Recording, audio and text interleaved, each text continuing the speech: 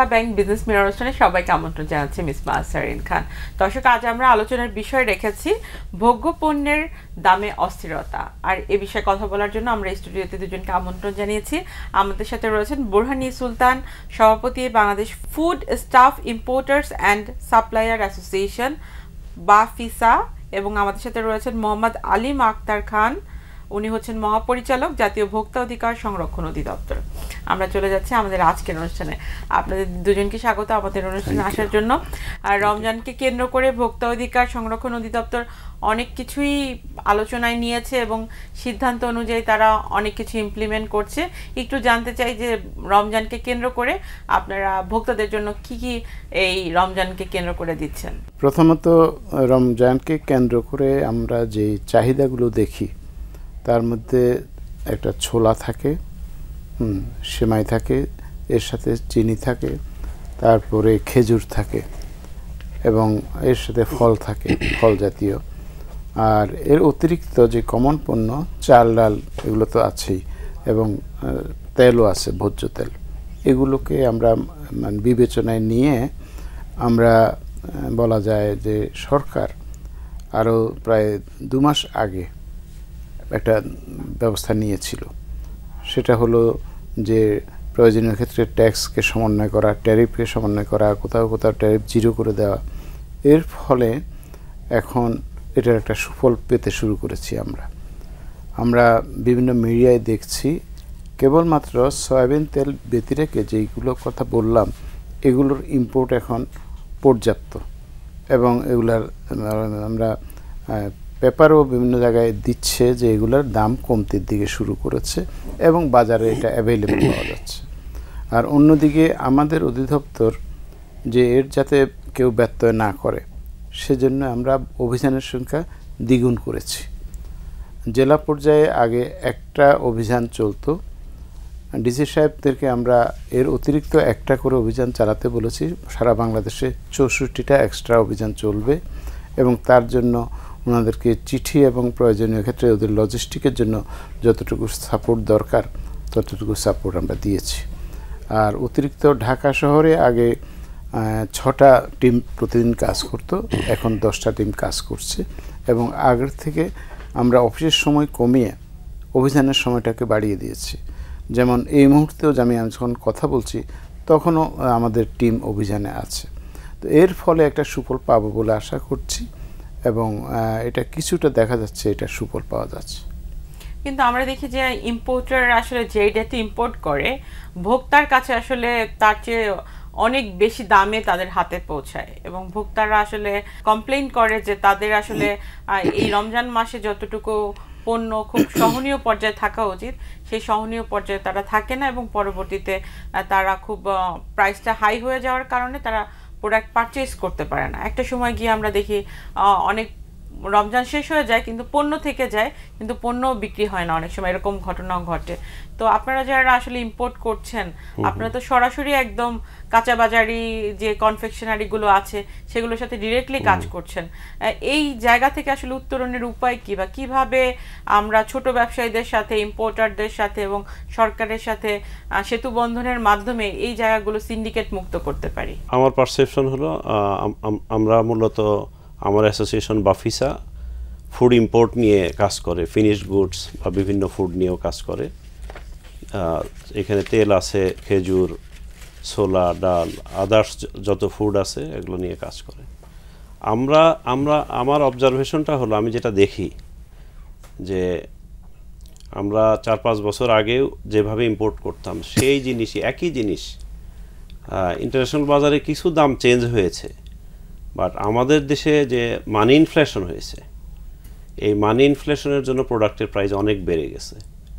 Whereas যারা import করে তাদের কিন্তু ইম্পোর্ট ভ্যালু বেড়ে গেছে, তাদের ইনভেস্টমেন্ট বাড়াতে হয়েছে, কিন্তু প্রফিট মার্জিন কিন্তু কমে গেছে। এদিক দিয়ে যদি আমরা কম্পেয়ার করি আগের চেয়ে প্রোডাক্টের দাম অনেক বেশি।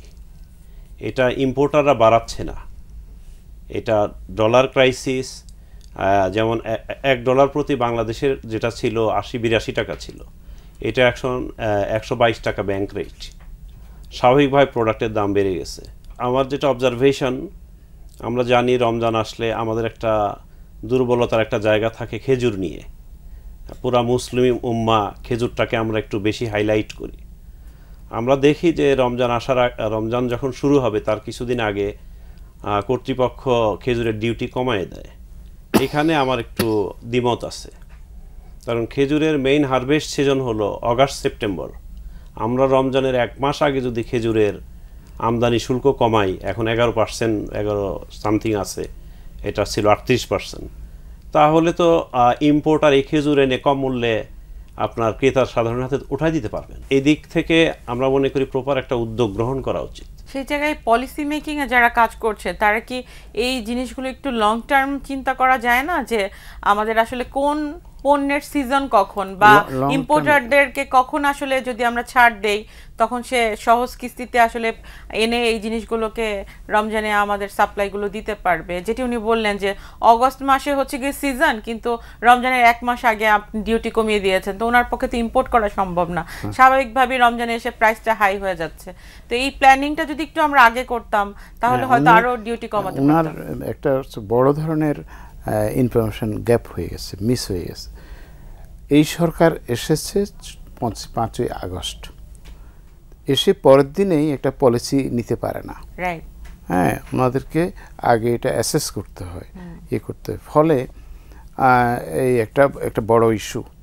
তো ওনারা নীতি নির্ধারণের জায়গায় যেতে যে সময়টুকু একটুও লেট করে নাই, এবং ওই জন্য বলছি বাজারে কিন্তু খেজুর আমি যেটা জানি পর্যাপ্ত। হ্যাঁ হ্যাঁ, এখন ডিউটি 38-এর জায়গায় যে অনেক নিচে নেমে নিয়েছে, সেটা একটা প্রো ভোক্তা, প্রো পিপল। হ্যাঁ, একটা সরকারের পক্ষে একদিকে যেমন রেভিনিউ কালেকশন করতে হবে, ভোক্তাদের দিকটাও দেখতে হবে, এটা একটা ভারসাম্য। তো আমি মনে করি যে সরকার এখন যেটা করেছে প্রো পিপল, অনেক কমিয়ে দিয়েছে, ফলে সরকার এখন রাজস্ব আয় কমে যাচ্ছে। অন্যদিকে আপনি জানেন যে আমাদের যে রাজস্ব বাজেট, হ্যাঁ, বাজেট তো আমাকে করতে হবে, সরকার পরিচালনা করতে হবে, কিছু উন্নয়ন প্রজেক্টও আমাদের নিতে হবে। এবং আপনি দেখবেন যে এবার বাজেটে অ্যারাউন্ড 50,000 কোটি টাকার মতো এবার কম বাজেট করতে হচ্ছে। মানে আমাদের এখন রেভিনিউ সংস্থান করতে গিয়ে ডেভেলপমেন্ট বাজেটে কাটছাট হচ্ছে। আর এই সরকার আগের সরকারের ধারাবাহিকতা নয় মোটেও, একটা রক্তাক্ত পরিবর্তনের মধ্যে দিয়ে এই সরকার এসেছে। এবং এই সরকারের কোনো রাজনৈতিক সংগঠন নাই, যে কারণে রাজনৈতিক অভিলাষও নাই। এই সরকার চেষ্টা করে যাচ্ছে। ফলে আমি বলবো যে এত কিছুর মধ্যেও আমাদের যারা ভোক্তা তাদেরকে একটুখানি সহনীয় হতে হবে, কারণ ওই যে আন্তর্জাতিক বাজারে এবং ডলারের যে মূল্য বৃদ্ধি, এটার তো আমাদের হাত নাই।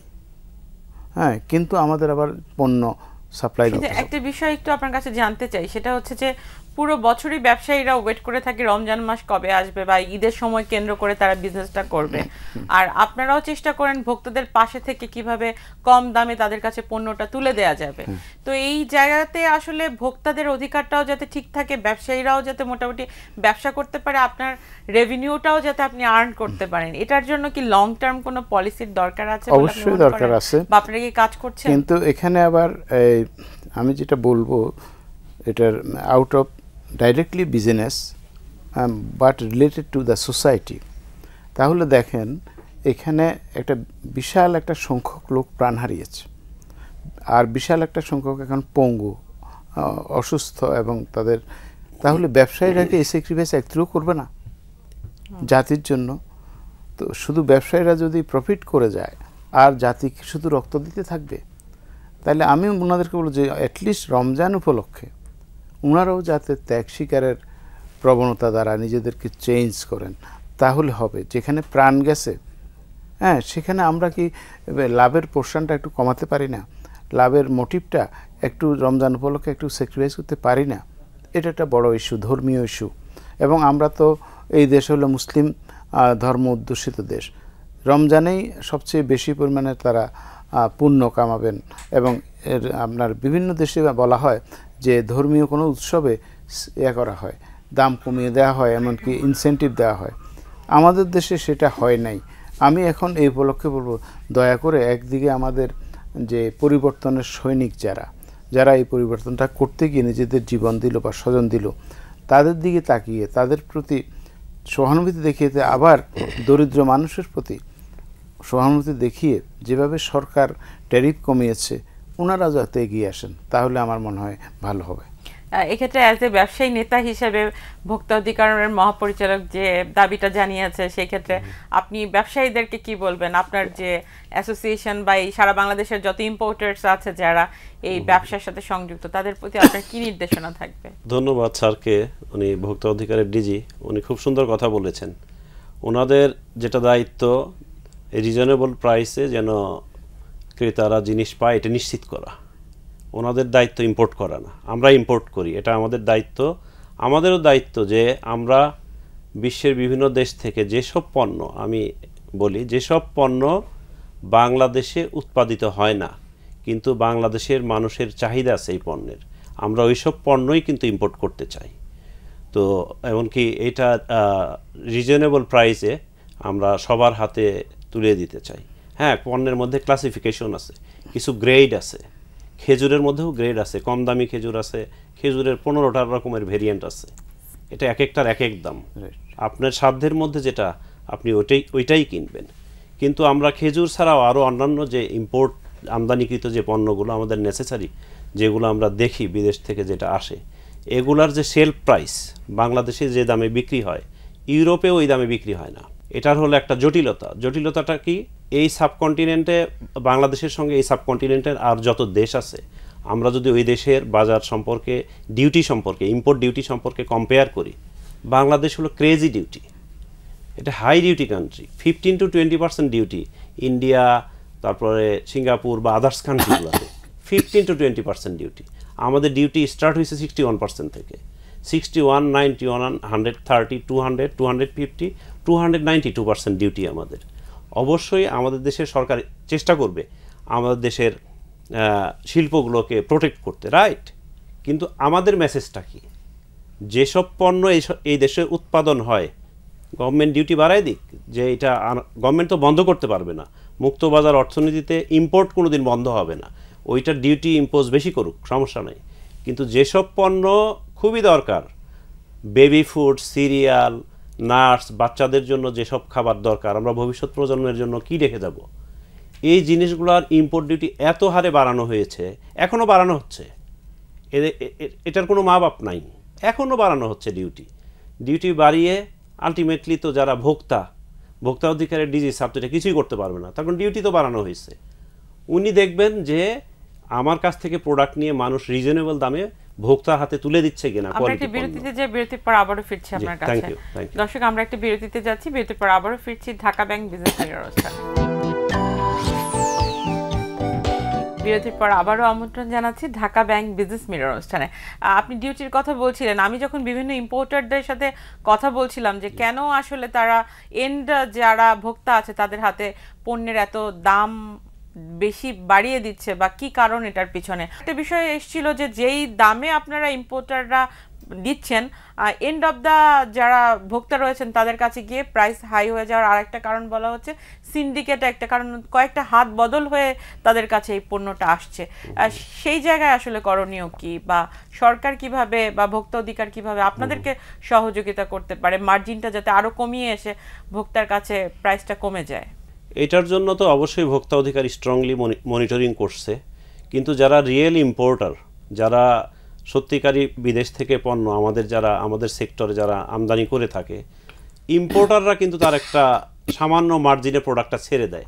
কিন্তু এটা যখন কয়েক হাত বদল হয়ে যায়, এই হাত বদলের পরপর এই জিনিসগুলোর দাম বেড়ে যায়। আর সিন্ডিকেটের যে কথাটা বলেছেন, অনেকেই স্টক করে প্রোডাক্টটা, তারা খুবই স্যার যে কথাটা বলেছেন, উন্নত দেশে তাদের ধর্মীয় অনুষ্ঠানগুলোর আগে, ক্রিসমাস, নিউ ইয়ারের আগে তারা সেল দিয়ে দেয়, অনেক অফার দিয়ে দেয়, 50% হ্যাঁ হ্যাঁ, এইসব ডিসকাউন্ট। আমাদের মধ্যে কেন জানি মানুষের মধ্যে এই জিনিসটা, নৈতিকতাটা হারিয়ে ফেলেছি আমরা। এইখানে মনে হয় যে রমজান আসলেই আমরা টার্গেট করি যে জিনিসের ইয়েটিয়ে বাড়াই দিব, বাট ইম্পোর্টাররা এটা বাড়ায় না। আমাদের দেশের এখনকার অবস্থার কথা বলছি না, এটা দীর্ঘদিন ধরে জিনিসটা যেটা চলে আসছে, যে কেন জানি আমদানি জিনিসের ডিউটি বাড়ায় দিতে হবে। তাহলে আপনি কাকে প্রোটেক্ট করছেন? On the other hand, super শপে এখন ভ্যাট বন্ধ। এখন যেটা হয়েছে, সুপার শপওয়ালারা কাস্টমারের কাছে ভ্যাট নিবে না, এটা কিন্তু খুব ভালো সিগন্যাল না যে তারা ভ্যাট নিবে না। সুপার শপওয়ালা এখন সেই জিনিসটা কোথায় আসলো, যারা ইম্পোর্টার সুপার শপে প্রোডাক্ট দিবে তারা এখন 15% ভ্যাট দিবে। তাহলে কাকে প্রোটেক্ট করা হলো? একটা সময় আসতেছে সামনে যে আমাদের দেশের যারা ক্রেতারা যারা আছেন ওনারা ভালো প্রোডাক্টের একটা ব্যাপক ক্রাইসিসে ভুগবেন। আর এই সেক্টরে আমাদের এই সেক্টরে যে লক্ষ লক্ষ লোক কাজ করছে, আমাদের ইম্পোর্টাররা অনেকে ইম্পোর্ট বন্ধ করে দিচ্ছে, অনেকে স্কুইজ করে ফেলছে, আমিও স্কুইজ করে ফেলছি, আমিও ব্যবসা 50% করে ফেলছি। তো এইভাবে আস্তে আস্তে যে একটা ম্যানিপুলেশন হতো, একটা যে মানুষ কর্মসংস্থান হতো, যে এটা আস্তে আস্তে বন্ধ হয়ে যাবে। তো কর্মসংস্থান বৃদ্ধির জন্য সরকারের উচিত, সরকার কিন্তু আমাদেরকে ডাকছে না, যে সেক্টরে আছে আমাদেরকে ডাকুক। এখন আমি বর্তমান সরকারের কথা বলি, আমাদেরকে ডাকুক ওনারা, যে আসেন আমরা কিভাবে মানুষের হাতে রিজনেবল দামে প্রোডাক্ট দিতে পারি, এমনকি অ্যাভেলেবিলিটি করতে পারি। এই করোনার সময় যে গেছে লাস্ট মার্কেটে আমরা বেবি ফুডের ক্রাইসিস হতে দেই নাই। আমরা যে বাচ্চারা কি খাবে, বেবি ফুড কি খাবে, আপনি নিশ্চয়ই আপনার বাচ্চার জন্য একটা ভালো প্রোডাক্ট মার্কেট থেকে কিনবেন, কম্প্রোমাইজ করবেন না আপনি। আমরা সেই সময় যোগান দিয়ে বাইরে থেকে ইম্পোর্ট করে যে কোনোভাবেই হোক মার্কেটের ক্রাইসিস থেকে কিন্তু আমরা দূরে রাখার চেষ্টা করেছি। এক্ষেত্রে কি আপনারা যেটি ওনারা বলছিলেন যে ওনারা বসতে চায় এবং ওনারা কম দামে প্রোডাক্ট নিয়ে আসতে চায়, সেটি কি সম্ভব, বা সামনে আপনাদের এরকম কোনো আলোচনার সুযোগ আছে? একটা জটিল অবস্থার মধ্যে আমরা আছি রেভিনিউ নিয়ে। যেমন ধরেন যে ট্যাক্স জিডিপি যে রেশিও, আমরা অন্য দেশবতে এমনকি সাউথ এশিয়াতে সর্বনিম্ন আসছি। নিয়ম হলো আমার রেভিনিউ আমিই দেব, অর্থাৎ ট্যাক্স জিডিপি রেশিওর মধ্যে আমার অংশ বেশি থাকবে। কিন্তু দুর্ভাগ্যজনক হলো যে এই দেশে ট্যাক্স নেটটা ইফেক্টিভলি বাড়ে নাই। অনেকে রেভিনিউ দিতে পারে আইটি ইনকাম ট্যাক্স, তারা নেটের আওতায় আসে নাই।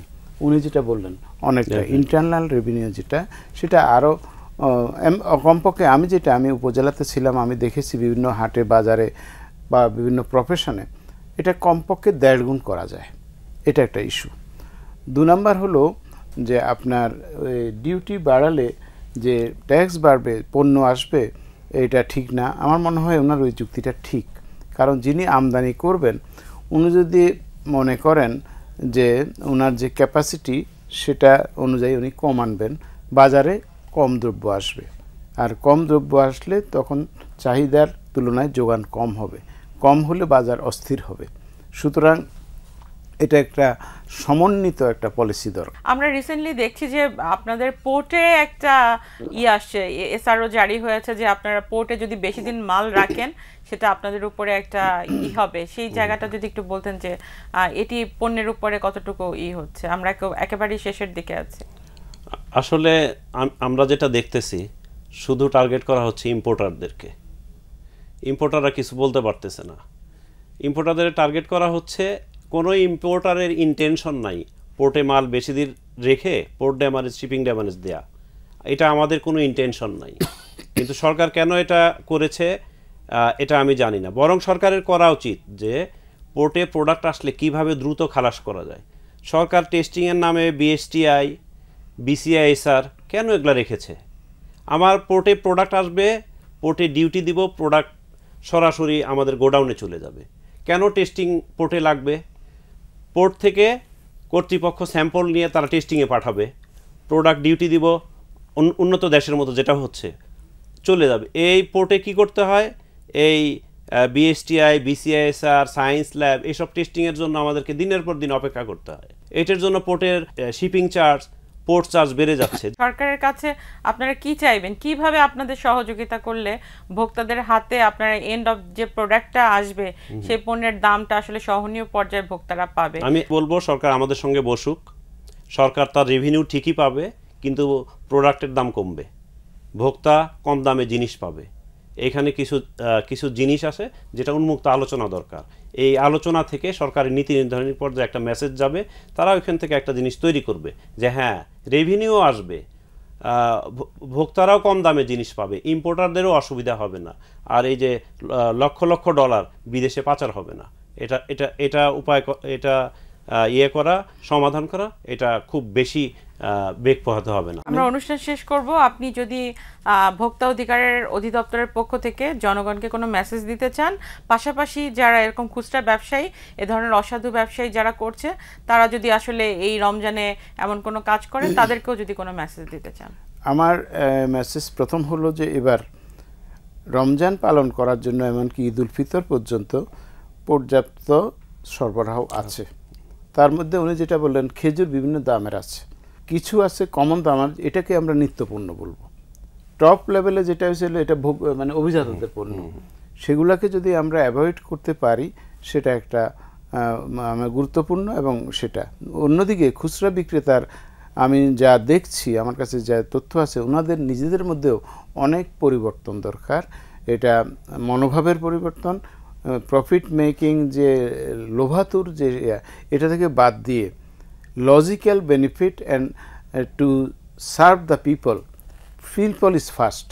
হ্যাঁ, ব্যবসায়ীদের জন্য ওরা ফার্স্ট, রাষ্ট্রের জন্য ফার্স্ট, এটাকে কেন্দ্র করে আমরা চিন্তা করতে শিখি, এটা আমি বলবো। আপনাদের দুজনকে অসংখ্য ধন্যবাদ। আমরা আশা করছি যে ভোক্তার পাশে ভোক্তা অধিকার অধিদপ্তর আছে, যে কোনো সময় যে কোনো সমস্যায় যাতে ডিরেক্টলি আপনাদের সাথে যোগাযোগ করতে পারে, আপনারা সেটি সমাধানের পথ তৈরি করে দিবেন। এবং ব্যবসায়ীরা যেটি চাচ্ছে, আপনাদের সাথে সরকারের সাথে বসে একটি ডায়ালগের মাধ্যমে তারা পণ্যের আসলে সহজীকরণ আমদানি চাচ্ছে এবং সেটির একটা নীতিমালা চাচ্ছে। আমরা আশা করছি সেটি আপনারা সুযোগ করে দিবেন। সরকারের পক্ষ থেকে হয়তো তাদেরকে ডাকবে এবং সাধারণ জনগণকে সহনীয় পর্যায়ে পণ্য হাতে তুলে দিবেন। এটি আগামীর সম্ভাবনার দ্বার উন্মোচন করবে পণ্য আমদানি এবং খালাসের ক্ষেত্রে। আপনাদের দুজনকে অসংখ্য ধন্যবাদ আমাদেরকে সময় দেওয়ার জন্য। ধন্যবাদ দর্শক, এই ছিল আজকের মতো ঢাকা ব্যাংক বিজনেস মিরর অনুষ্ঠান। দেখা হবে আগামী সপ্তাহে। সে পর্যন্ত সবাই ভালো থাকুন, সুস্থ থাকুন, নিরাপদে থাকুন।